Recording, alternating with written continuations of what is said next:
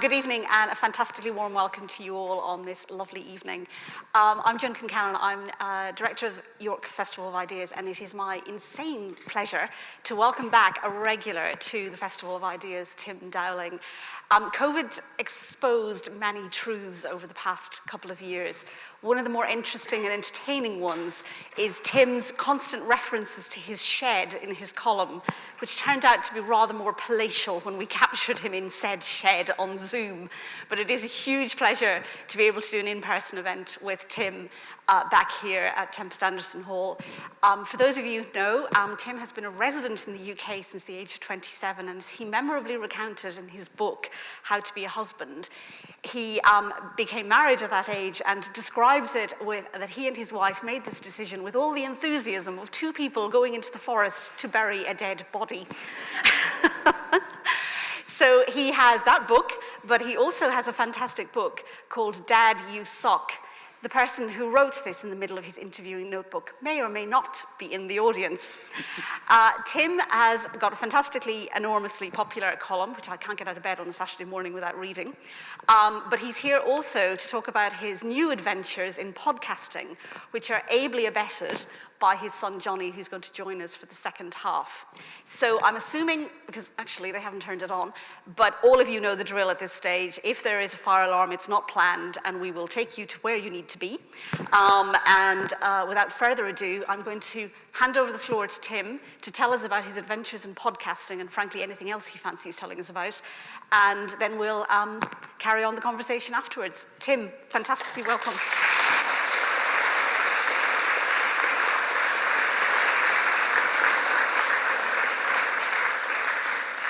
Thank you very much. As you were saying, the last two times I spoke at this event, they were both on Zoom in a virtual fashion from my shed, which is a very odd experience because while you're doing it, you're very much in the moment, speaking to a couple of hundred people, maybe 300 people.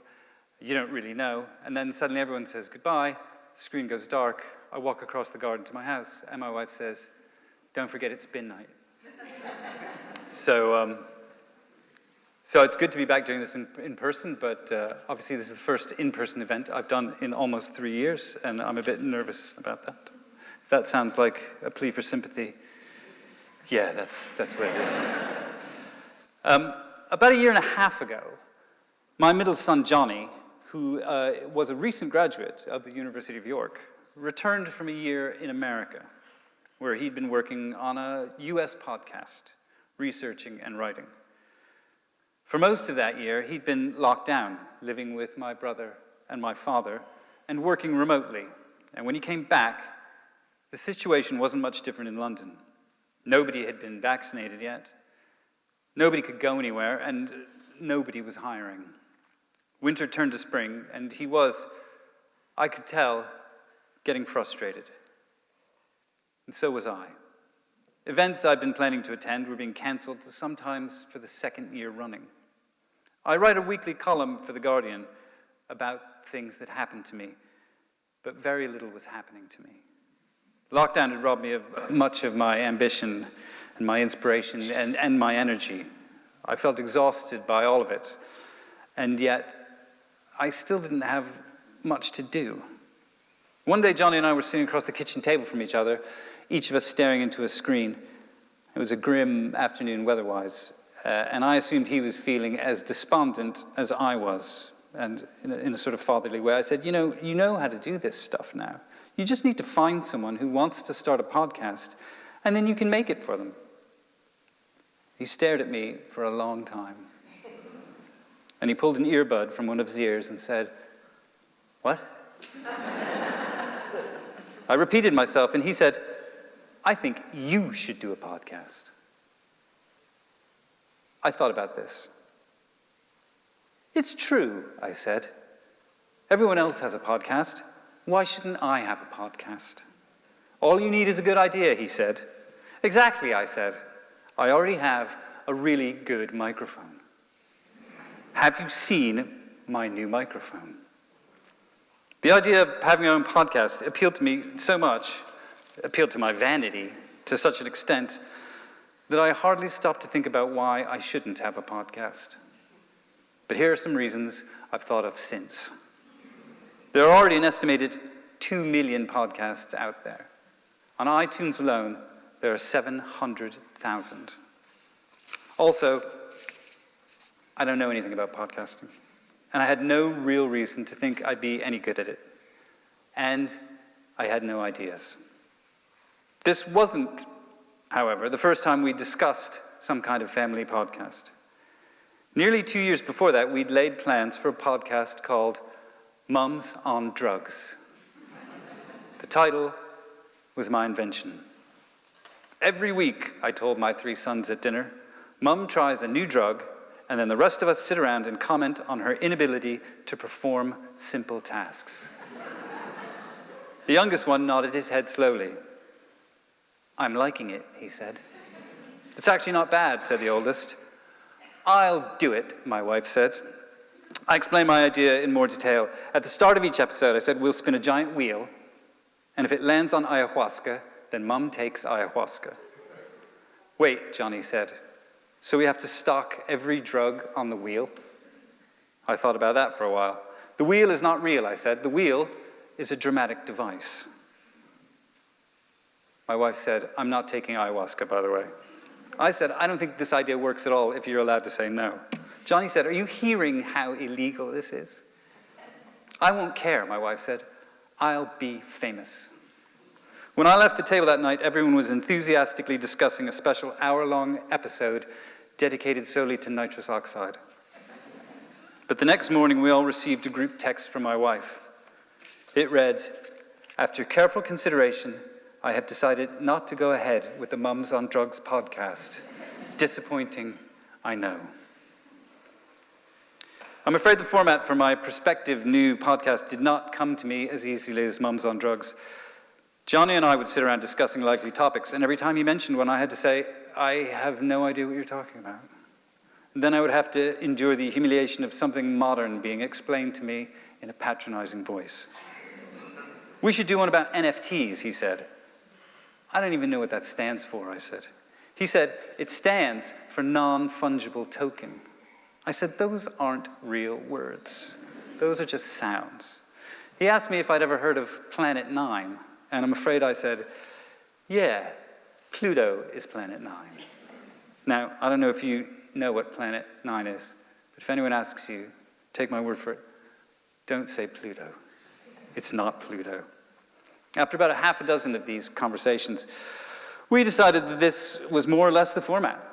We would think of things that I would know nothing about and then get experts to explain them to me very, very patiently. Within a few days, a title came to me. Insult My Intelligence. The name wasn't taken. There are a couple of podcasts called Don't Insult My Intelligence, but nobody was making the same invitation, so we picked it. Now, I first listened to a podcast in 2006, back when I was doing research for a piece about podcasts, which at the time I knew nothing about. In those days, the word was not even 2 years old, having been coined by the writer Ben Hammersley in The Guardian in 2004.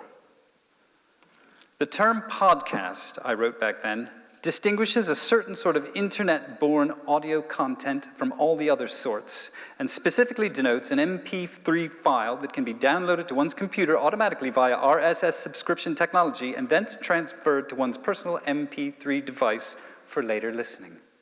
In short, it's like a radio show that you listen to on your iPod. Rereading that piece, I can see that I was pretty underwhelmed by this new technology that enabled one, as I wrote then, to listen to yesterday's Today program tomorrow. When I'd finished listening to dozens of podcasts with titles like This and That with Jeff and Pat and Dubber and Spoon's Take the Bus, I didn't go back to podcasts for a long time. To be honest, I'd learned very little about podcasting in the intervening years. I listened to some, but not regularly. I'd been a guest on a few, maybe half a dozen, but I could never bring myself to listen to those episodes, so I don't know how I did. I do know that I was never asked back. I was beginning to think that my single qualification for hosting a podcast, that I already had a microphone, was not enough.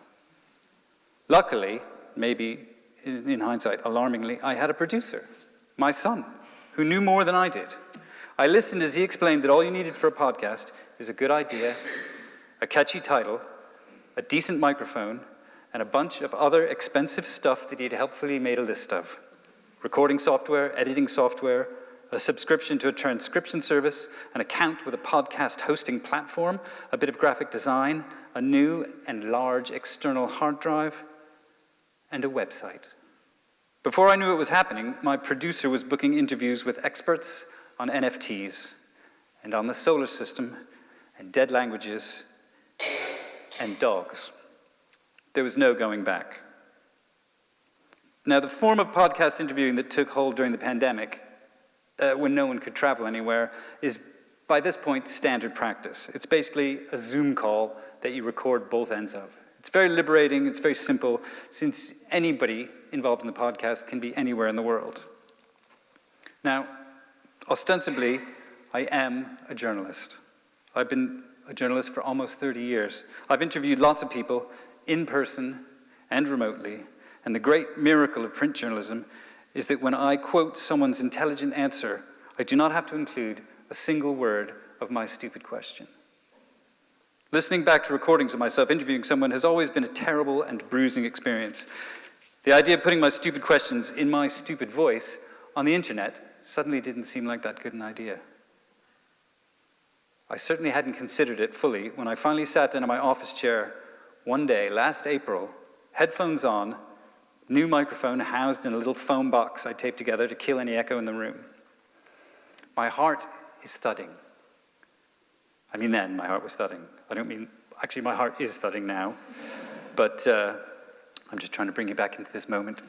My heart is thudding. On the computer screen in front of me, I can see new questions being added to a list by the unseen hand of my podcast producer.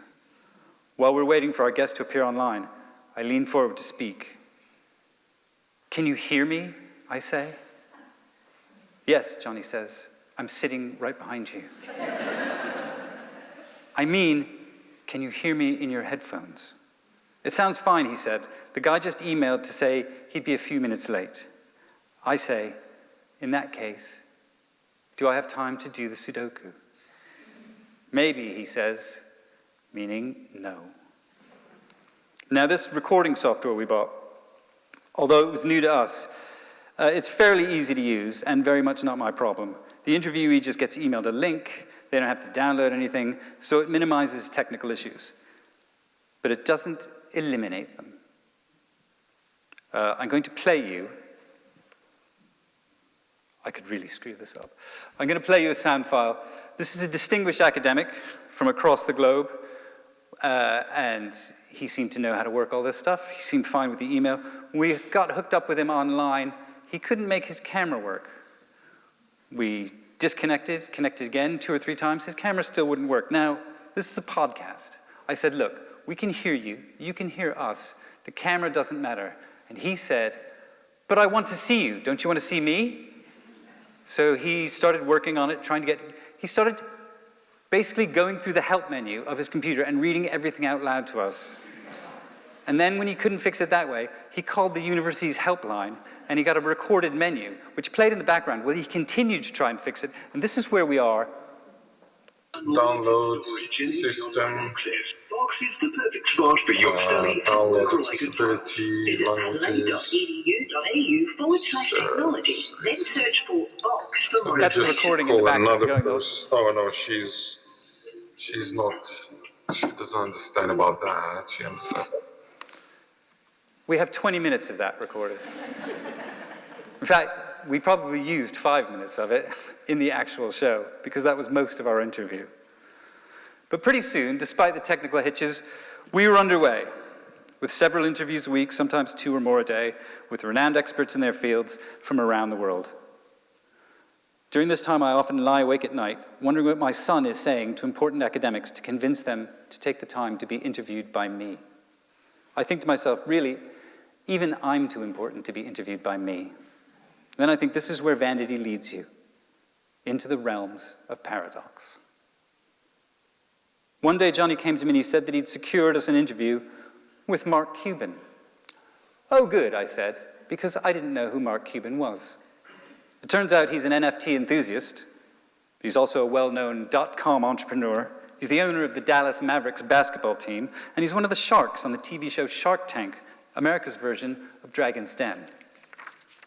Forbes magazine lists his personal wealth at $4.7 billion, making him, by some considerable margin, the richest person I've ever spoken to. Why has he agreed to be on our weird and obscure podcast, I said. Dunno, Johnny said. I just emailed him, and he answered. I was impressed by Johnny's iron nerve when it came to emailing wealthy strangers, but I hadn't really quite realized until that point that having my son as a producer would be effectively like having my son as an employer. Right from the beginning, there were moments of tension, like when he found me in the kitchen doing the Sudoku at 11 a.m. I sent you a shared document, he said. Yeah, I saw it, thanks, I said. There are some links to a couple of academic papers, he said, and a more general article on the whole subject. I've done some questions, but we'll need about 8 more. I said, I haven't really looked at any of it yet. I've been mostly working on the theme tune. He said, the interview is tomorrow morning, so... And I said, what? Tomorrow morning when? Early, he said. Adelaide is like 8.5 hours ahead. I said, 8.5? What's the extra half for? Maybe we should ask him that. Maybe, he said, meaning no. Once the interviews were done, I have to say there was a significant pause in my contribution to the podcast. I waited while the producer, produced. Once we got what we needed, he went up to his room to cobble together a rough script, and from the rough script, he would cobble together a rough edit. And at that point, I really, really was spending a lot of time working on the theme tune. I honestly, I'm going to play it for you, because I think it's my greatest achievement to date. This is it.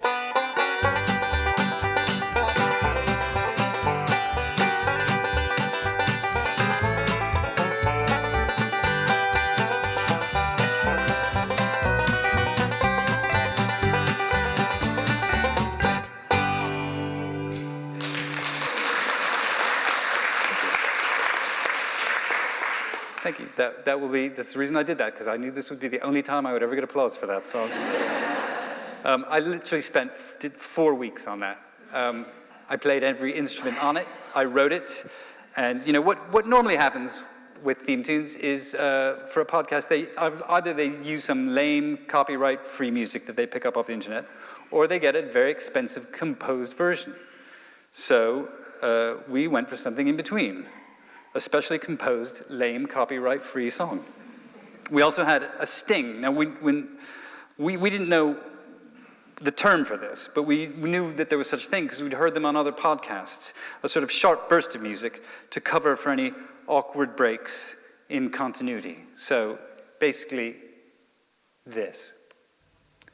Basically, just when you end a bit, you go...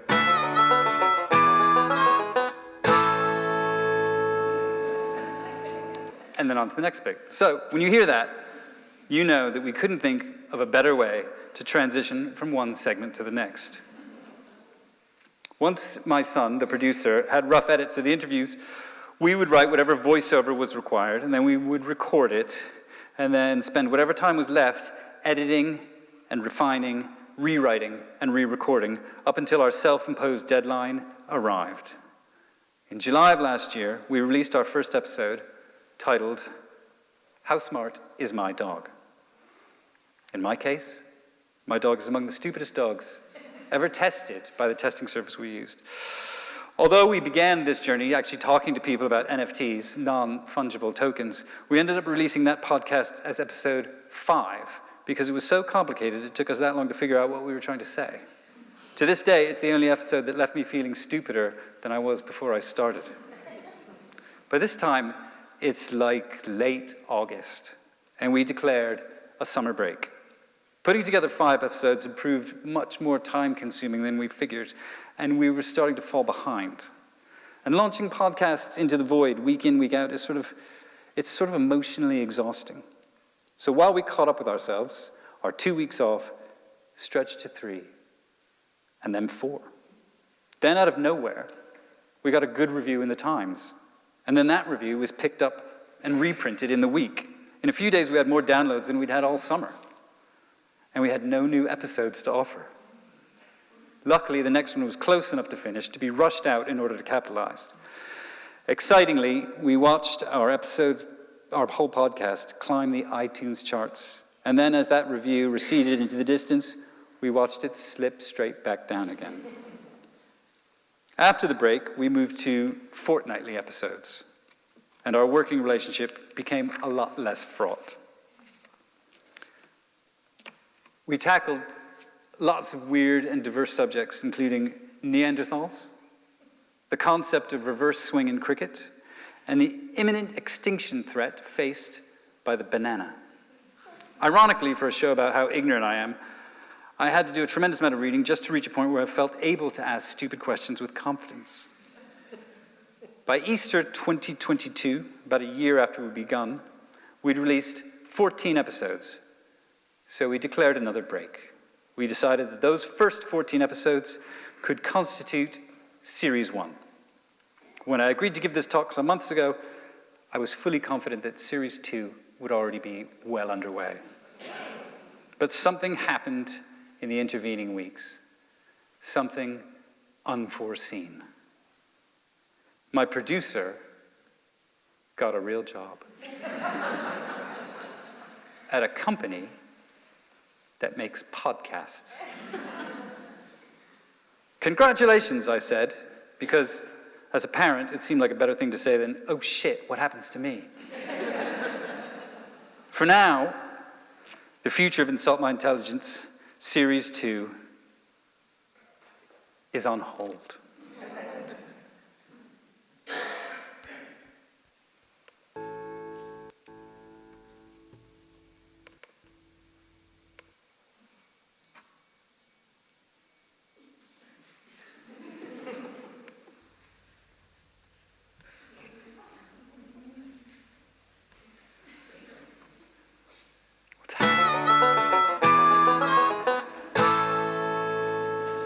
Welcome to Insult My Intelligence.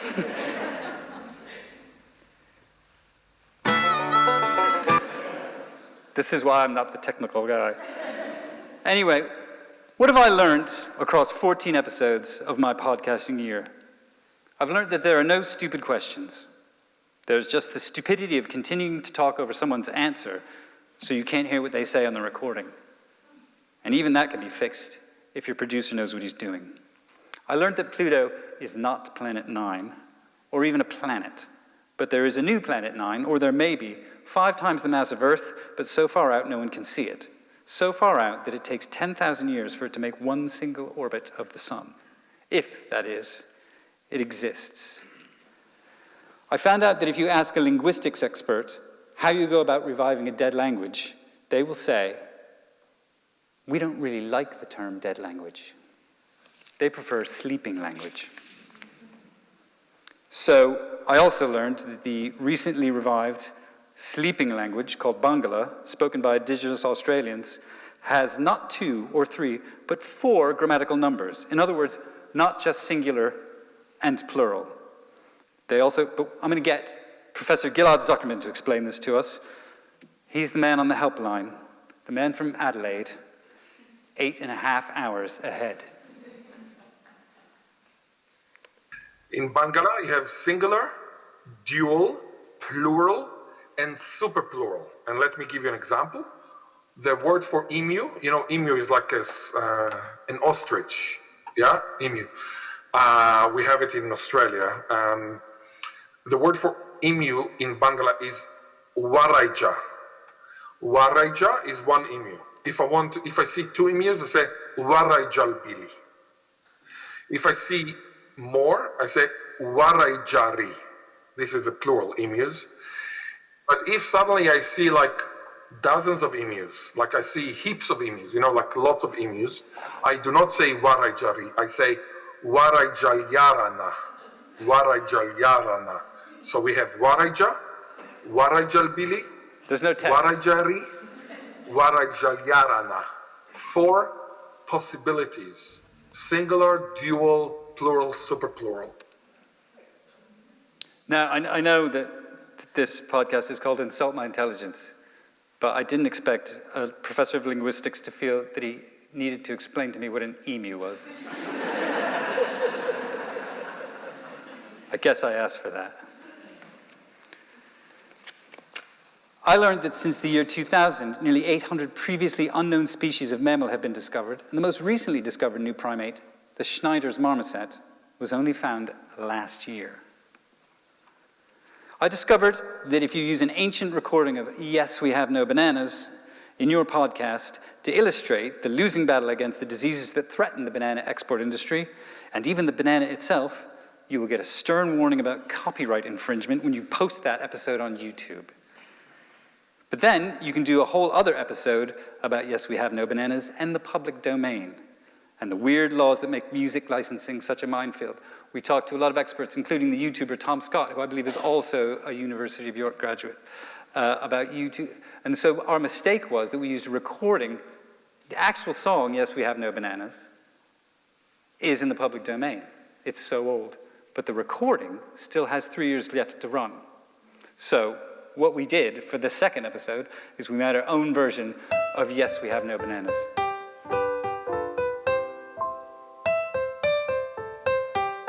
I wish we'd done this for the first episode.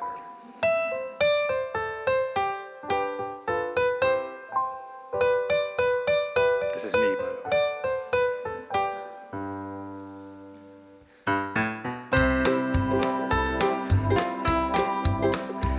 It gets worse.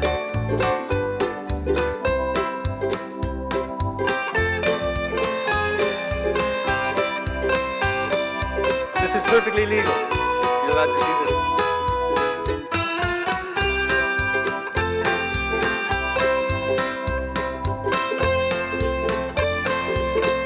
This is the big finish.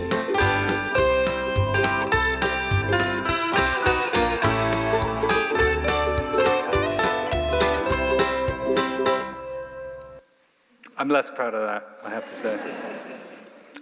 I now have, in fact, 14 new topics of discussion, and you would be very unwise, or at least unlucky, to raise any of them if you happen to find yourself sitting next to me at a dinner party. If that happens, don't ask me whether we should get rid of the penny, or if the US government really is controlling the weather, or who invented the doomsday clock, or if Neanderthals could make fire. I mean it. Do not get me started. And finally, I learned that I could make a podcast as long as I had plenty of help, support, and constant prodding from the only person in the partnership who knew what he was doing, my son. I could not, and certainly would not, have done it without him. We didn't get famous. We haven't topped the iTunes chart yet. And we really didn't make any money. But we had a good time. We both learned a lot. And one of us got a job out of it. So if you're thinking about taking the plunge and starting a new podcast, I would just say one thing. I am available. Thank you very much.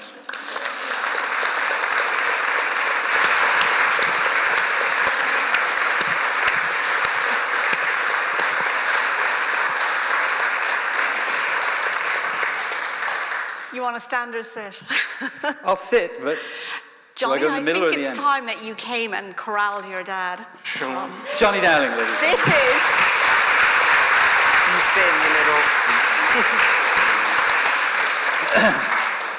So one of my day jobs is to recruit students, and I think Johnny is the perfect embodiment of a York student who studied social policy. Yeah. Who has gone off to conquer entire new worlds that weren't obviously the thing that he might have come into in thinking about social policy. So that's just a plug for the university and our amazing graduates. But I am wondering if Dolly Parton is on your future interviewee list, given the slight country twang to your... She'd be great. She's welcome. This is a plea to Dolly to come on. If she's in the audience. So I must say, when I started thinking about podcasting, I may have been just as clueless, is that the word, as Tim, but I'm assured myself that I'm not really the target demographic. It turns out 40% of UK listeners are aged between 26 and 35, and I'm afraid to say I fit into neither category. So none of us do. That's true too. But the other interesting thing, and then I'm going to throw it open to the audience that I read today, is the sort of merging of podcasts and people who produce podcasts with Hollywood taking an interest in said podcasts. Paul Rudd and Will Ferrell apparently have been merging the fictional and the factual in their podcast series. And I'm wondering if Hollywood were to take an interest, who you think would play you two? I'm playing around so you have a chance to think of your questions. Well, we couldn't get The Guardian to be interested in the podcast, so I don't think Hollywood is coming knocking anytime soon. They wanted no part of it, so... Well, maybe we could just get Will and Will Ferrell and Paul Rudd to play you two. I'm just worried they'll say Ricky Gervais, and I'll have to say, fine. He's not the first person I think of when I think of you, I have to say. He could do it with the glasses, probably. Probably at a stretch. Now, I think you can ask Tim any question you want, broadly speaking, or Johnny, but how are family relations, given you were all pretty much, the whole lot of you were in the house at one point during lockdown, reading in your columns. Yeah. And Johnny's got a job now, so that's great, but... It was a surprisingly short period. I mean, it wasn't surprising, it was a long period. What am I saying? Johnny was in America he sort of smuggled himself into America just before the lockdown started. And then he was locked down there. So there were only two in the house then. When he came back a year later, we were, all five of us, all day for almost a year. Yeah. And the oldest one has just moved out. He lives in a sort of young person's part of London, east, very, very far east. But it was tense because we were all working all the time in the house. I know if you've ever seen a coffee station in a communal workplace where there's just kind of coffee spread all over the counter and there's dirty cups everywhere and it's nobody's job to clean it up. And everybody goes, we've got to do something about the coffee station. Well, the coffee station was in our kitchen for over a year. It just looked like, anguished employees had been taking out their anger on it. And people, everybody had a laptop and everybody would sit at the kitchen table and there'd be just, wires strung across the kitchen at waist height everywhere you went. So you couldn't get to the sink without... it was kind of a nightmare. Yeah, well, it's part of why I went to America. When the prospect of everyone being back at home came up. But then I was locked down with 3 under 8-year-old boys, so I guess the joke was on me in the end, but... Yeah, that might have been tricky. Given your dad is quite famous in relation to his Guardian columns for taking to YouTube to fix a variety of household maintenance tasks, which we never hear the result of thereafter. I'm quite impressed that you took it upon yourself to instruct him in a whole new technical genre. What were the worst moments? I think his insistence on various new pieces of music for every episode. You heard one sting there. There were a lot more stings he ended up coming up with. There was a space sting for the space episode. I said no to that. I had some far-out space music, woo, like that. It was brilliant. He wouldn't let me use it. They were eminent astrophysicists. It was not the right place for it. But yeah. Yes, we might come back to the bananas as well in a while. Right, we've got about 25 minutes, and we've got a very enthusiastic audience, and we've got 2 amazing students with microphones in their hands. So who would like to be, and I should stop doing this, who would like to be first to ask a question on any topic you want, really, quite frankly? Anyone got it? Oh, there's a man down here in the front. Just hang on for the microphone. Hi. This isn't a question about podcasts, because I haven't got a clue about podcasts. I'd just like to thank you on behalf of a lot of my friends and family for the marmalade cake. I think it was 17 things you can do with a... Yes. With a loaf tin that's not banana bread. And the marmalade cake is amazing. Was it good? I'm not sure that's one of the ones I made. It was during lockdown. The Guardian was desperate to fill content without having to move people It's around. sort of slightly read like that. Yeah. Well, I'm sure every paper was in the same position. But I got a call from the editor of the feature section, just we want to do sort of recipe roundups. People are all cooking at home, and we have all these recipes online. And she said, so it's half of them from The Guardian and half of them from, around the web. Just put links to them and just write up the whole thing in between. And I said, yeah, fine. And I ended up doing it for a year, and I couldn't possibly test 17 recipes a week. So some of them I would just have to take the recipe's word for it. I'm afraid the marmalade cake, I'm glad it worked out. I made a few of them to sort of, just so it would sound like I knew what I was talking about, but I'm no cook. Your recent one wasn't the biggest success. Oh, I had to make that Jubilee pudding. Oh, yeah, that did sound quite disgusting. It's the most laborious thing you can imagine, so I tried to take every possible shortcut. Tinned this, tinned that. And it was monstrous when I was finished, because I had to buy a bowl, because the recipe serves 20 people, so I had to go out and buy a plastic bucket, basically, to put it in. It didn't occur to you to adjust the ingredients? It was so complicated that I didn't dare. I mean, it called for it had 6 tins of tinned mandarin oranges. I got into a panic. It's one of those things where they call you in the afternoon and say, can you do this today and write it for lunchtime tomorrow? So I said, yes, if I go to the supermarket now. So I was sweeping things into and I got home and I had, a lot of it I didn't need, because as it turned out, if you're not going to make everything from scratch, I bought 6 dozen oranges or something, which just sat there. And no, we ate the pudding, we ate about 2 bowls of it, and then we just left it in the fridge, and so it started fizzing. So we felt less guilty about throwing it away. Any other questions? You're all very quiet this evening. I can't believe there's no more. Hey, excellent. So a question for Johnny. How did you go about choosing the topics that you thought your dad doesn't know anything about?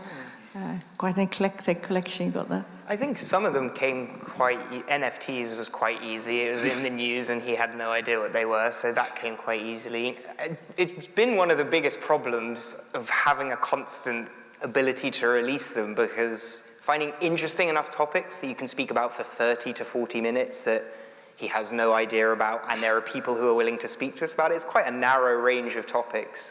Also, there's semi-podcasts. I think there's lots of them. If you want to do one about astronomy, there'll be hundreds of astronomy podcasts out there.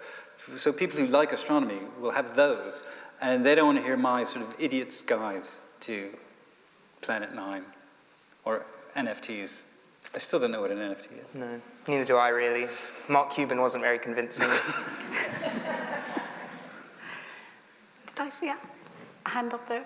Sorry, there's a light shining right in my eye, so I'm being very blind. If you can see somebody sticking their hand up, you go for them with the microphone.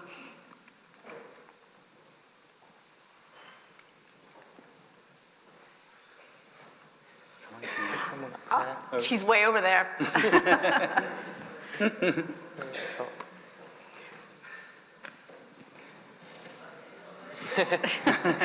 This is all taking the tourist route. Who would be your ideal podcast guest and who would be your worst nightmare? I think I want to have Neil deGrasse Tyson. I did want him for the astronomy episode we did, but he did not reply to my email. The worst guest possible? You take that one, I don't know. Don't want to offend anyone who might come on the podcast. Who might still come on the podcast. Yeah, I don't know who the worst one would be. We're in the market for anyone who happens to have caught Havana syndrome. Yeah. So if there's anybody here suffering from Havana syndrome, or should I say, pretending to suffer from Havana syndrome. Or any other hysterical illnesses or any other hysterical that have disease. taken place. Get in touch. We're interested in that. Have you strayed away purposely from politics? I suppose we would definitely do it if it felt like it was in the format, like if it was something about politics that I really didn't know anything about. I don't think I could take an actual political argument. I mean, I think I would just melt in the face of it. I would just be so mortified by the whole thing, I hate taking a stand on this kind of thing in public. I just find it really embarrassing. His interview technique is to have read lots of stuff about the person we're talking to and then kind of repeat what they've written to them again to make it seem like he does know lots of stuff. So, yeah, I don't think arguing is his best. And when that backfires, we know we've got gold. Yeah, exactly, once they're knowing to do it. I know, I just want to convince them that I read what they wrote. What they wrote, so they think they'll take me seriously. So I stay up all night reading this stuff. And I ended up, just repeating it back to them. There's somebody just on the back row, a gentleman just up there.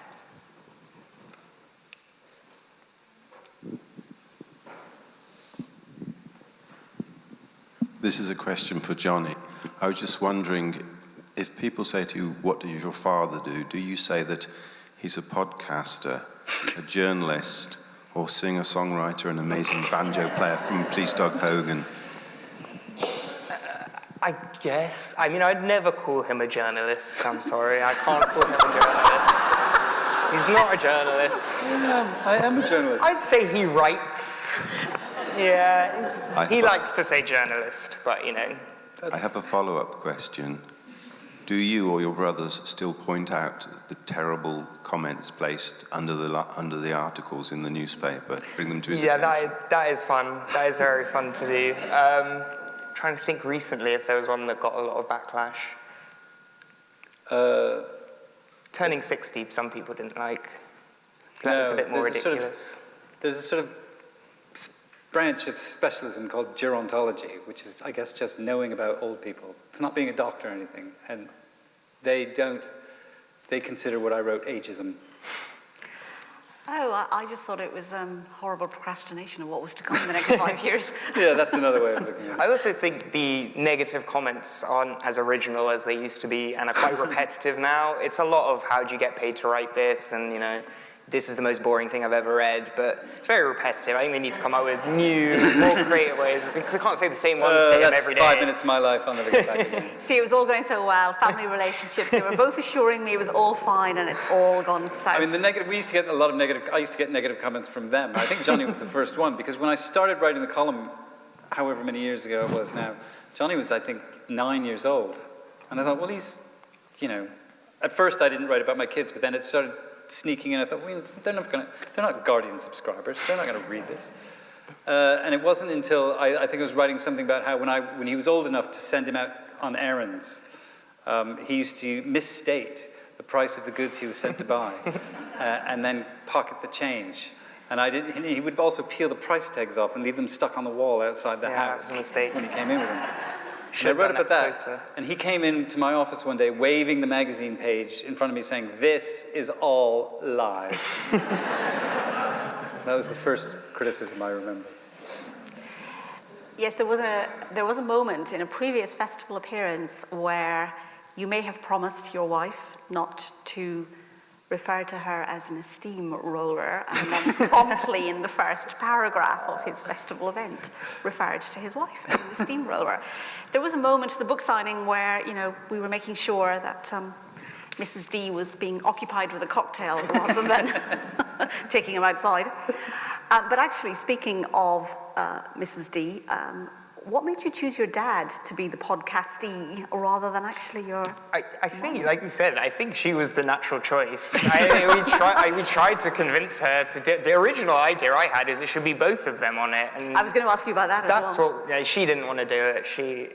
She wanted no part of it, except for when drugs were involved, but she had to... She backpedaled on that pretty fast. She was definitely the most enthusiastic the night we were talking about it. Doing it. Then she was really into it, but then, yeah, she realized... I think she realized it was a mistake and had to backpedal. She's very forthright, even, you know, approaching violence in person. But there's something about a microphone, because I remember going on Woman's Hour with her once, and she was completely agreed to do it, and then she turned absolutely grey in the waiting room, in the green room. She said, "I'm not doing this." She started sinking her fingernails into my forearm.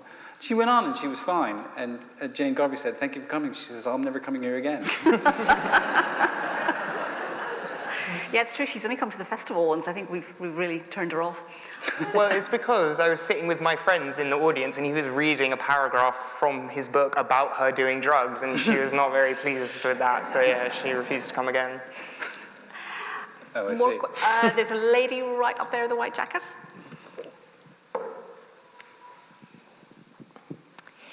This is actually, well, I have two questions. The first one is for both of you. I was wondering, what were the most transferable skills that you brought into the podcast and that you took from the podcast?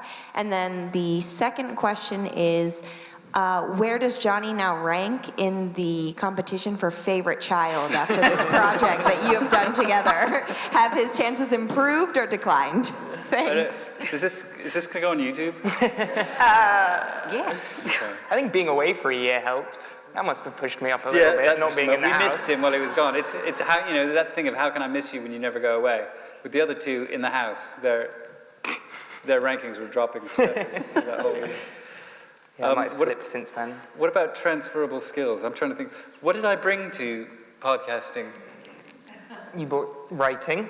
You did some writing. I think interviewing as well, to be fair. Like, I'd not done interviews before, and now in my job I have to do interviews, so being able to have watched you don't do them the way I do them, do you? No, well, I did have the thing, and my boss said it to me, which is I speak too much and try and show that I know too much to the person I'm interviewing, so I have to stop myself from doing that. Yeah, my dad taught me that. Yeah, exactly. Act like you know what you're talking about. Maybe unlearn your interview technique. I think that's true. One of the things, because obviously I do interview people all the time, and when you're interviewing someone for recording, for broadcast, you have to shut up. You have to you ask them a question, you have to let them answer it. And so there are points where I'm literally biting my tongue because I want to interject and say something. And I know, if they waffle on and on and on and on, we can just cut out that bit. Just let them go. Let them say what they want to say. Which is very difficult, but what have we learned? If you email academics, they'll probably reply and say yes.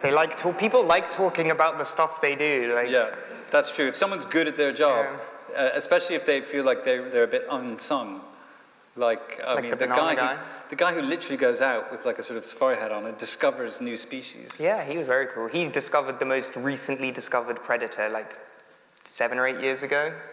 And he just went into the Andes and he found it in the trees, and he's an explorer, and I didn't even know that still existed, but he was it. So he was interesting. Happy to talk. Yeah, and love to talk. Yes, academics are generally happy to talk. They're not very good with their microphones. See, this is where a good media relations team is invaluable. Also part of my day job. So, we'll facilitate. It's all fine. Any further questions? I'm scanning the audience. Tell us more about the banana. There's one up there. I see a lady up there. Just behind you.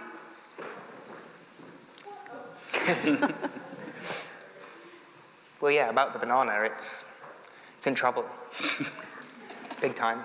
That's new news. Hi, I was just wondering how you felt the pandemic had affected podcasts positively and negatively. I think for us, it was very positive. Yeah, I think in terms of making podcasts or listening to podcasts? Both. I think a lot of people probably listen to podcasts for the first time during pandemics because there are a lot of them where you can find one that's 24 episodes long, even 100 episodes long. Some of these things have been going for years, and you've just got something to listen to all day long while you're stuck in your house doing something boring. And one of my problems with podcasting was always, when am I going to listen to this? I would download these things on the phone and think, when am I going to listen to this? I don't, in my job, I have to, I can't have things in my ears, or I can't concentrate.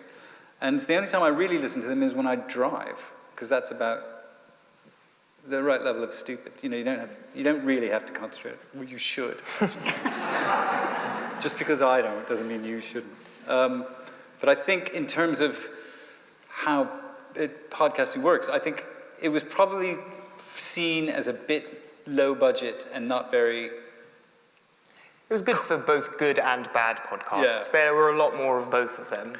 But I think recording people remotely was seen as a bit of a sort of second choice in the old days. It's like you'd much rather go to someone's house and put a microphone in front of them and talk to them there, or get them to come into a studio and talk to you just for sound quality and stuff. And I think when nobody could do that, basically the Zoom meeting as a radio show became sort of acceptable level of sound quality, an acceptable thing to do, and that meant that everyone could interview everyone. You could get, so that's how, we're suddenly interviewing people like Mark Cuban for this podcast that he's never heard an episode of because we haven't put any up yet.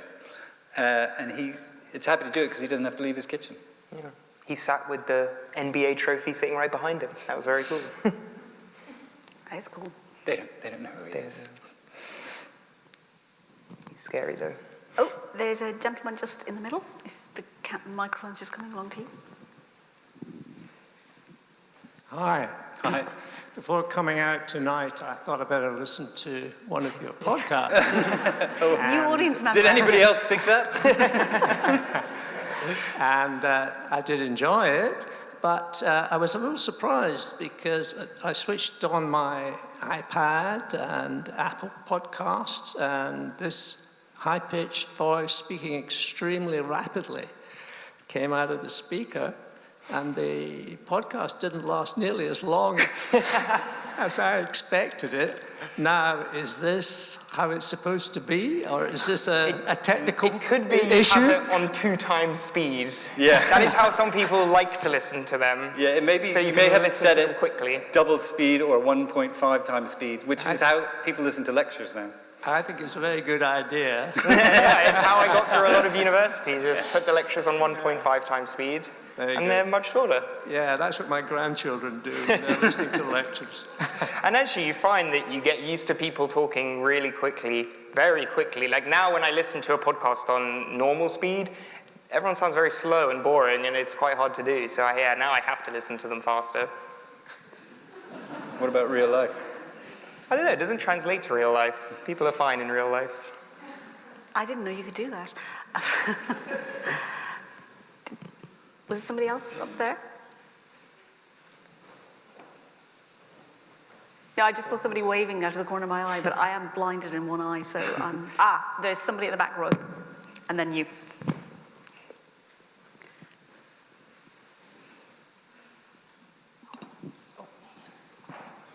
Hi, this is a question for Johnny. In your new job, Johnny, can you tell us what the future of podcasts is going to look like? That's a big question. The future? I think probably more personalized styles of podcasting, like, having the ability to choose what you want your favorite podcaster to make for you, that kind of thing. Like you're seeing with TV now, with choose your own adventure style TV. I mean, that kind of died pretty quickly. But I think with podcasting, it's so intimate. It feels like it's already been kind of made for you. So I think the level of interaction between the listener and the maker of the podcast already feels very high to the listener, but quite low to the producer. So maybe that will get closer together in the future, I think. So what do you do at this podcasting company anyway? I always meant to ask. It's about engineering, and I don't really know anything about engineering, so I guess it's a nice transition from Insult My Intelligence, because that happens quite a lot at the new job. But yeah, I produce an engineering podcast. And I'm going to make you run, because there's somebody on the front row down here. No, this way. Just here. Right down in the front.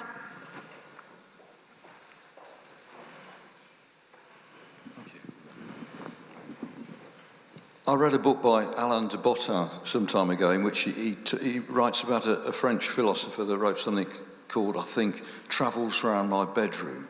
And I wondered whether in the lockdown you'd found anything inspirational in being confined, and that had given you a subject possibly to question. An example might be, for the architectural evolution of your garden shed. You could be ignorant about that and choose to do a podcast on it. That's quite a good idea, actually. I mean, the problem is that's sort of what people have often complained that I write about nothing, and I always say, well, nothing happens to me, and I don't go anywhere. But that's what it was like long before the pandemic came along. So the main inspiration I found in the pandemic was having, for the first time, a sort of captive audience, was people who were in the same boat as me, all of a sudden. People who, the highlight of their day might be having an argument with a squirrel. Suddenly it wasn't just me anymore, and I felt like, I had these kindred spirits. So I felt at the beginning of the pandemic, I felt a bit revitalized by that. Like, let's take a deep dive into nothing. But by the end of the first year of the pod, I was pretty sick of the pandemic. I was like, give me the jab, let's go. Yeah, I don't know if people know, but like, how many times have you gone to an office in my life, in 25 years? How many times have you gone to an office? What, do you mean to visit someone? No, to work in an office. Or for a meeting. I don't know, it was definitely before you were born. So you were a pioneer of I've always been a freelance journalist. A lot of people quit their jobs to become freelance journalists. I didn't have a job to quit. So I just started as a freelance journalist, and I never went back. A couple of times people have offered me office jobs, and I was insulted by the salary. So I've never done it. Also, I'm not fit for it now. I couldn't interact with people all day long. It wouldn't be fair on them. Although you were describing yourself in this week's column as alarmingly charming at a dinner party. Although that might have been a 2.5 glasses of red wine in, I am alarmingly charming, in my own head at least. Not everybody seemed to agree with me. We've got time for one last question, otherwise I've got one. Oh, there's a lady there, excellent.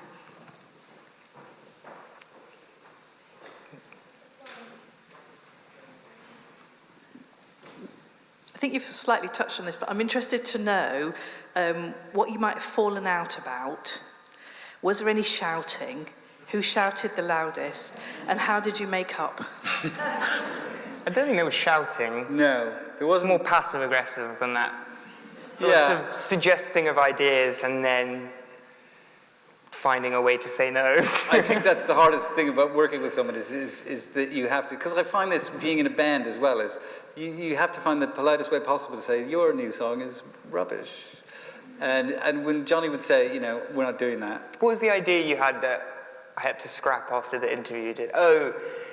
Natural ways for people to be buried, and we talked to a person who runs a company where they literally dilute your body in water at the end of your life until you're nothing but fillings, basically. Yeah, and it was creepy and gross and not that interesting. And he was so keen on this episode, and I was like, I'm sorry, after that interview, we can go no further. Wasn't that episode 4 of Breaking Bad? Yeah, it was so weird. And he came in, like, it was one of the first he'd come up with the idea. To be fair, he's come up with good ones since, but that one, I was skeptical from the beginning, and my mind was not changed. He's rejected a bunch of my ideas, actually. He rejected I wanted to do a whole thing about people who invented common expressions. Oh, yeah. He wanted to speak to the person who invented eyebrows on fleek as a phrase. And I didn't even know where to begin with that as an idea. She runs like a hairdressing salon in Georgia or something. I mean, the thing is, I just wanted people, most expressions, we don't know they're ancient and we don't know where they come from. And some you can pin down to one person. What's the other thing? There's lots of Simpsons ones we wanted to do. Oh, yeah, that's a new... Chuggy? Chuggy, yeah. So there's an exact person. Then there was my friend Don, who invented the phrase, the expression, I'm as busy as a horse on an escalator, and has so far failed to popularize it in any way. So I wanted to talk to someone from that end, someone who's trying to invent new expressions. And Johnny was like, this is a stupid idea. So he refused to contact the eyebrows on fleek lady. She doesn't work in anything to do with eyebrows on fleek. She's probably trying to move on from that moment of her life. That could be question 1. Okay. Maybe you can reach out to her. Yeah. I refuse. Okay. My new producer will agree. Well, that could be the role for your other half, that she becomes the producer. Okay, well, we have sadly run out of time, but thank you both very much for familial harmony, adventures in podcasting, and insights into a whole range of terms I'd literally never heard of, including running something at 1.5 speed. I just want to say a huge thank you to both of you for being... well, Johnny has been a student at the university, and we're very proud of him. Tim regularly always felt he had no excuse not to come to the festival when Johnny was a student here. Johnny's no longer a student here, and he's still coming back to the festival, so that's extremely appreciated by all of us. This has been a roller coaster weekend of in-person, and it's been so amazing to see so many familiar faces and so many new faces at the Festival of Ideas. There's lots more happening during the week, Monday to Friday, online, so do check out the website. And then we're back in multiple locations from Friday night with Dame Harriet Walter, who I'm hoping will tell me all the gossip for the next series of Succession, as well as participating in iClara and a whole plethora of events on Saturday and Sunday. And then we're back online again. So thank you all very much for being a great audience. Some of you have been here all the way through today and indeed yesterday as well. And we'll see you the next time, but have a great rest of the evening. I should obviously say there are some of Tim's books for sale out in the foyer, and I'm sure he's very happy to continue the conversation about what he doesn't know about podcasting. I was going to ask you about the squirrel, but that feels like a question for next year. So thank you all very much, and again, a huge thank you to Tim and especially to Johnny. Thank you.